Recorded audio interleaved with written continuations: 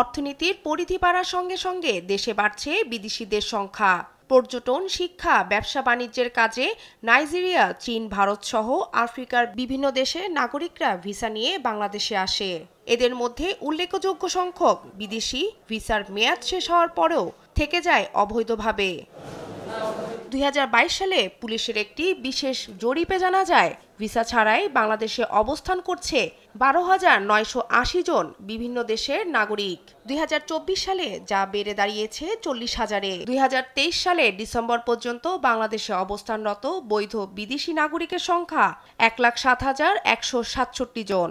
তাদের মধ্যে ব্যবসা ও বিনিয়োগ সংক্রান্ত ভিসায় 10,485 জন, চাকরি ভিসায় 14,399 জন, শিক্ষা ভিসায় 6,827 জন ও ভ্রমণ ভিসায় 75,456 জন। দীর্ঘদিন ধরে বসবাসরত সব বিদেশি নাগরিক জড়িয়ে পড়েছে নানা অপরাধে।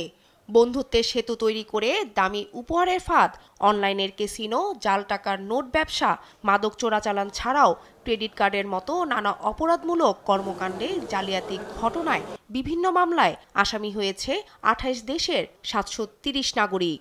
এসব অবৈধ পথে অর্জিত অর্থ মানি লন্ডারিংয়ের মাধ্যমে পাচার করা হয় প্রতি বছর 26,000 কোটি টাকা।